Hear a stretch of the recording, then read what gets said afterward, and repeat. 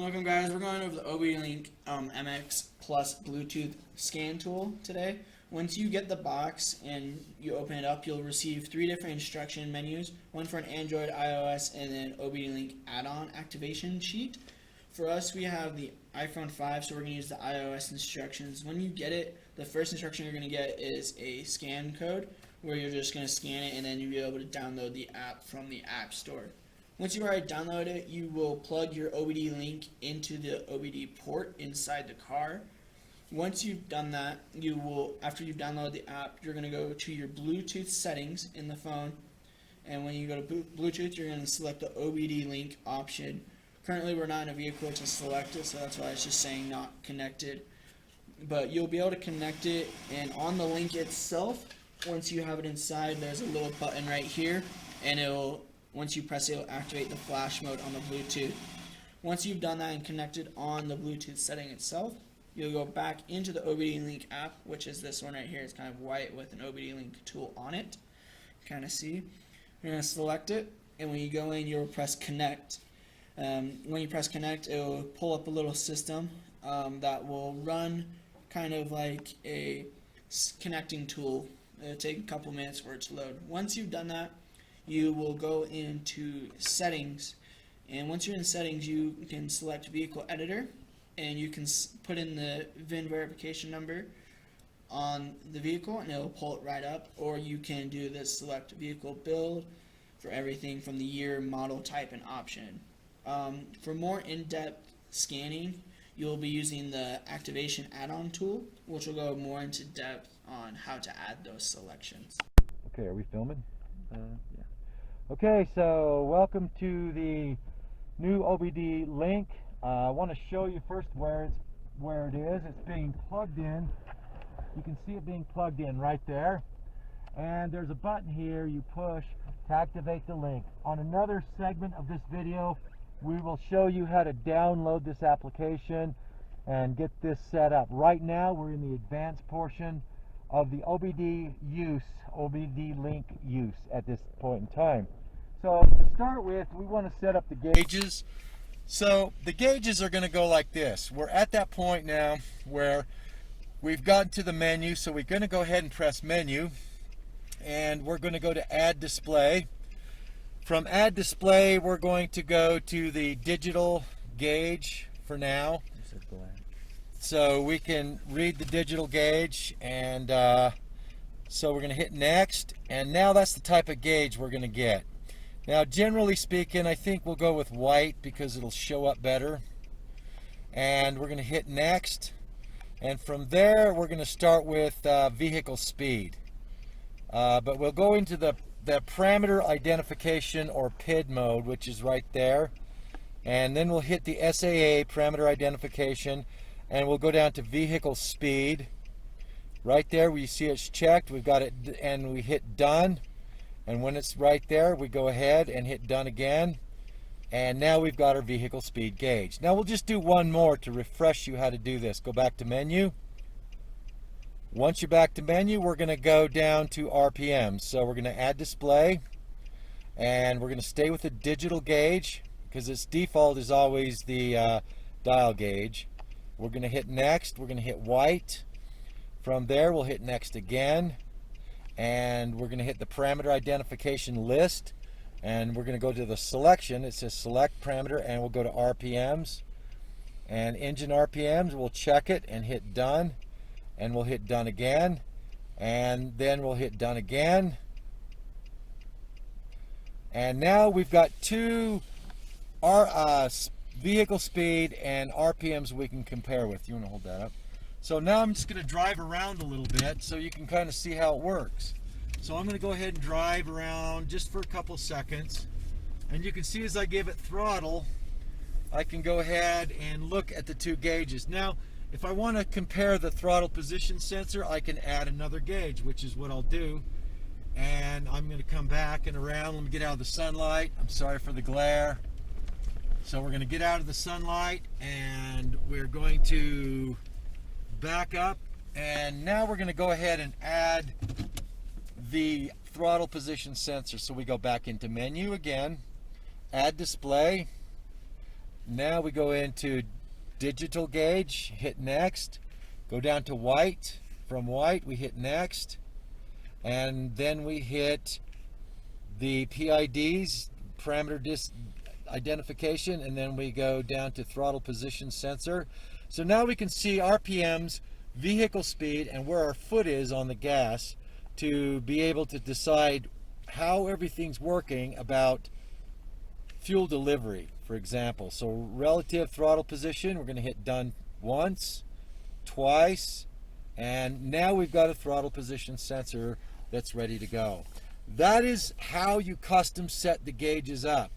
And now get ready, we're going to go into part 2 of this demonstration for the data graphing. Okay, now what we're going to do is remind you that we were in dashboard, so that would have been the button we would have pushed to get into those gauges. Now we're going to go into more diagnostics using graphing. So we're going to go ahead and push logs. This is our log chart here. Now we need to select what we want to see, so we're going to stay with the same type of gauge. So we'll go to menu, and this is our first waveform. It's going to be a green one. So we're going to go ahead and select PID on that, and we're going to go into RPMs. So let's go to RPMs. We check it and we hit done. We hit the next gauge. We're going to hit vehicle speed. So we go to select, remember parameter identification, and we go into vehicle speed, hit done, and that's going to be the red line, okay? And then the next one is going to be our throttle position, relative position sensor, same idea. And right there, and done.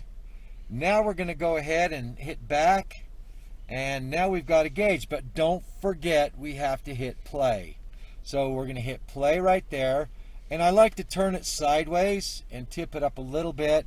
That way it gives me a much better graph. Let me drive around a little bit so you can see just about how it works. A little bit of speed. Sorry for the glare, just hang on a minute. We'll get away from the glare. I know the glare is kind of bad, so just give me a second. Okay, now you can go ahead in a minute and correlate the speed with the graphing, and you can see the graphing mode and how nice that is in working with graphing. And that is the way you get into the graphing mode. Stand by now for part 3. Now we're going to go in, say you're driving down the road and you get a check engine light, and remember mechanics call that a check money light. So we got a check engine light, so now we're going to go into diagnostics.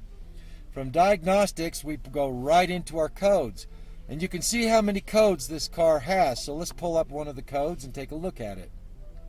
And that code tells us it's engine control module or unit, and that's what it is, and they've confirmed it, and it's part of the powertrain assembly computer.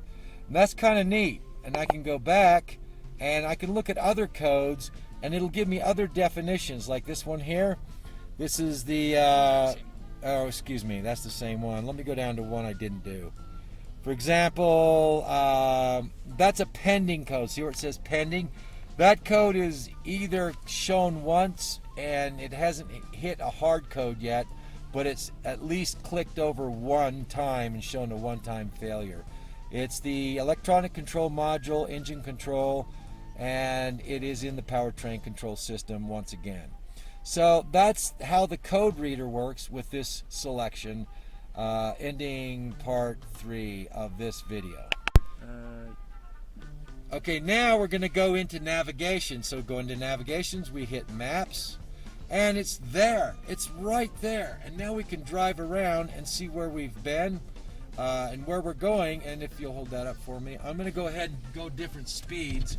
And you're going to see the colors changing. As the speed of the car changes, the color changes. So we can track the performance of the vehicle based on the speed in which we're going. So we can see gas mileage use and all that stuff. So let's go ahead and look how detailed this is. This is extremely detailed. Go straight down the hill. Yeah. And so here we go. We're going downhill. Okay, and now we'll just kind of cruise down a little bit to get a little bit of distance on this so we can see what it does. So now we're going downhill, not using much gas. My foot's off the gas right now. And so we're hoping that the color changes from red to something else. Foot's off the gas completely. And it should be I think it should be yellow, I'm not sure, or orange. And now that we're going to go back up the hill, I'll be using more throttle. I'll be using a lot of throttle, and you'll see the color change on that gauge. So let's go ahead, head back up. We're going to look at the throttle on that. Here we go. Lots of gas. Okay, I'm using a lot of gas on this. And you can see exactly the color's changing, hopefully. As I slow down and get off the gas, I'm off the gas right now. Now I'm back on the gas pedal. I'm off the gas pedal. Now I'm really on it, full throttle. There it is, full throttle, full throttle. Now I'm off the gas. Now you can kind of see the colors change based on my fuel consumption, and those colors represent fuel consumption on this type of navigation, which, by the way, we can hit satellite and decide how that works based on the country we're traveling over. Let's see if we can get to satellite on this. So we go over into maps right now, and down in here I think we click that, and I think that should give a satellite link. Shows the maps right here. Satellite is on this. I just got to figure out how to get there. But that's kind of cool. You can see where I've used the gas consumption. There's a legend right there, and it keeps a good record on my consumption, plus where I've been. Very good information for tracking. Alright, today guys we're going to go over the performance selection on the OBD Link MX Plus. So on your dashboard you'll kind of see like all these basic selections that you'll see. And you swipe over and there's a performance mod. And when you select it, it kind of gives you a warning symbol, just like going over all the stuff. But you have the selection of a quarter mile, 1,000 feet, eighth of a mile, 330 feet, and 60 feet. And it gives you the second ratios once you start driving. So we'll kind of go over that right now while we take off. Alrighty guys, so basically once you go through, you can kind of see we kind of have some statistics off to the side. We didn't reach our 60 mile an hour reach limit that we were kind of hoping for, but this kind of gives you a reference that you can do a stock system, and then once you go back in and install performance parts, you can see the difference in the gauging. So feel free to try this option out once you get this OBD link.